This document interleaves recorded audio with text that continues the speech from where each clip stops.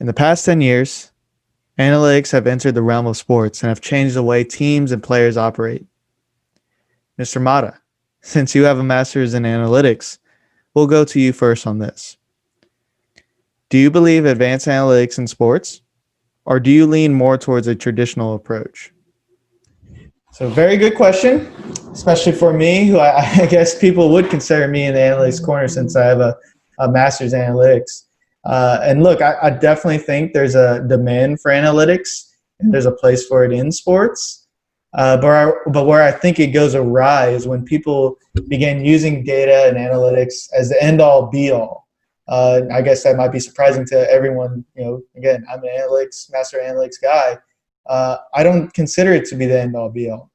At the end of the day, the analysis you do is only as good as the data that you have in the context in which you are in. For instance, if you have inaccurate data or data that is comparing apples to oranges, then it's hard to legitimize your analysis. And also, too, that the context part of it. Just because the stats and analysis is telling you one thing doesn't mean at the drop of a hat you should just change everything that you do. So example of that would be just because the analytics are saying you have a good three-point percentage, you should just stop shooting mid-range jumpers, even though that's a big part of your game. I think that's a big mistake, because one of the big reasons why you probably have a good percentage of shooting is because you shoot those mid-range jumpers. You get that rhythm in your game. And yeah, that's just one example, but what I'm trying to make a point is analytics is just one piece of the information that helps you make a decision. Ultimately, you still have to make that decision one way or another, and it certainly helps to have analytics, but it's just one part of the information. On the other side, the traditional approach usually goes off experience and instincts and things like that, which I think is something that can't be discounted. It's a talent to be able to read the tempo of the game. It's a talent to read the mark of a player, the intangibles, etc. And in my opinion, that too is crucial information for making a decision. So in essence, thank you for your response, I'm about Mr. to wrap Mata. up here. In essence, what I'm saying that there is a need for both. I believe you should trust both pieces of information, traditional and analytics, and ultimately use your instincts to make the call. Then as you do, you live and you learn from the decisions you make. But at the end of the day, I'm telling you, if you do the process of analyzing both pieces of information and using your instincts to make the call, you'll find success more times than not. Mr. Rama, what is your rebuttal to Mr. Mata's response? Good takes, Peter. And coming from your background, I'm glad that you took that first part of that section and I was able to digest some of your points and apply it to my points. I will say this, though. You had pretty much analytics 50-50 split with instinct. Am I correct in that? Yes. So a lot of the points you just brought up, I agree with. I mean, how can I not? You're a master's degree of analytics. However, I will say, though, I think that it's more so 25% analytics, 75% instinct. Analytics in sports, I mean, we've seen it in the last 10 years. I mean, it's just drilled into pretty much everyone's brain now, the reasons why certain things are done on the court or on the field. But I don't think, and you brought this up, it should not be the end all be all. It should not be that last or the first thing that you're making your decision on, or you're following your decision based on that.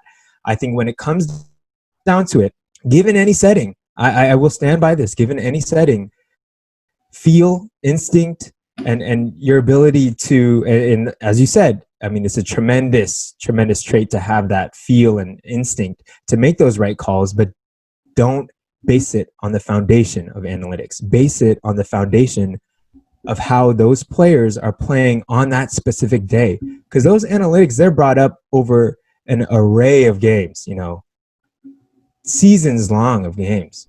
And so I think that when we fall in love with analytics too much, sometimes that can be at our expense of that game, especially when it's a high matchup game.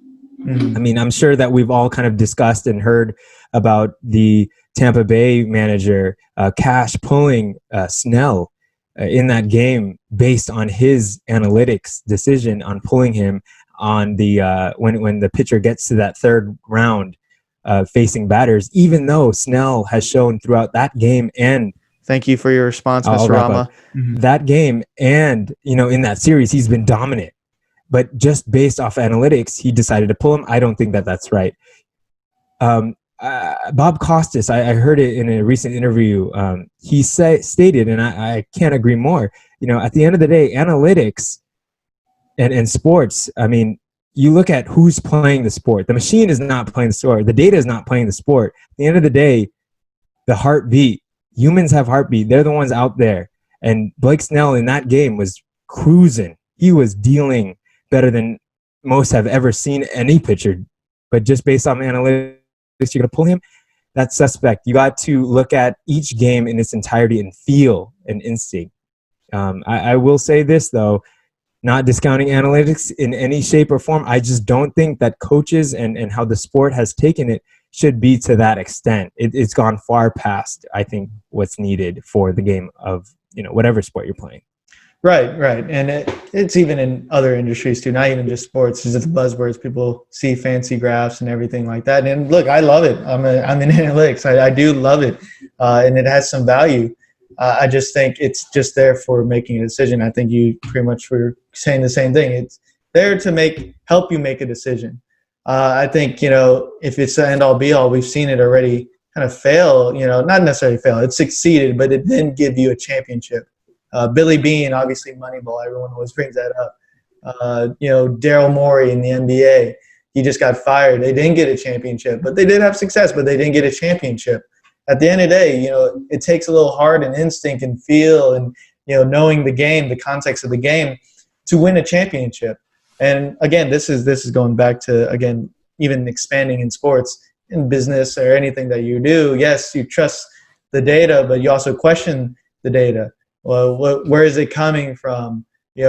Why should we believe it if it's coming from that source? You ask a bunch of questions, you get context behind it so that you can start trusting that data and everything like that. So that's not, again, biases come in and everything like that.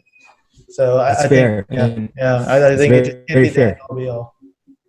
Yeah, that's very, because I mean, we look at those numbers and how they're comprised, right? And they're averages, right? And when we've learned in sports, though, I mean, there's so much discrepancy between that. Those averages are set because there are days where players are far, far superior than those averages suggest. Mm-hmm. And there are also days that, players are far worse than those averages suggest. So I think that that's where feel has to come in and trust and instinct with your players. I mean, as a coach, and we've discussed coaching a lot in this debate, and I think it's so vital because coaching, I mean, at the end of the day, like, for instance, Kevin Cash, the Tampa Bay manager, he's getting tremendous hate towards, his decision.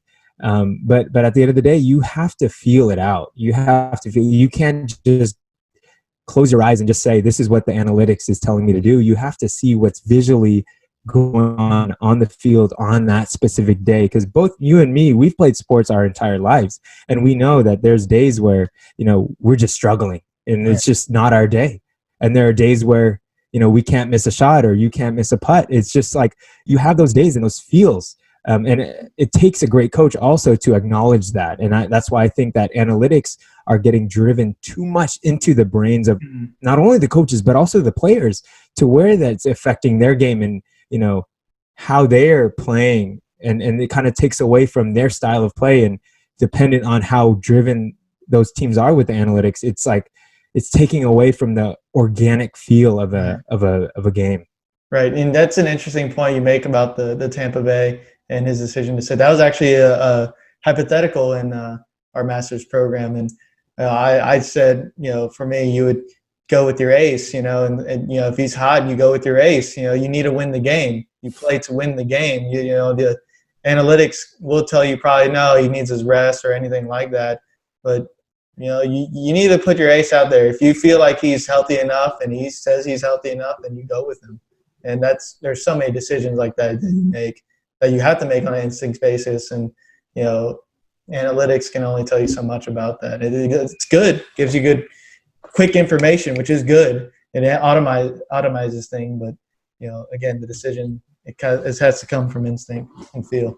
Yeah, and I've talked a lot down on analytics in this debate or in this discussion, but I will say though, in some instances, I can see it incredibly valuable as a tool to see. You know, especially I know we brought up high moments in a game. You know, whether it's the ninth inning, eighth inning, seventh inning, whether or not you're doing that, or let's say if we bring into the football context, like a 4th and 1, right? And you're in that 38-yard line, and you're kind of in that no man's land. Do you go for it or do you punt? And then you look at the analytics and see if you make that first down, your win probability increases tremendously. I think it's valuable to look at it in that aspect and just use it to make your decision, but don't allow that percentage to dictate your entire decision. You still have to fall back on your feel and instinct and how the game has played up to that point, because it's not cookie cutter. It's not cookie cutter because every game unfolds organically in its own way. There's never two games that are exactly mirror images of each other. So that's why I think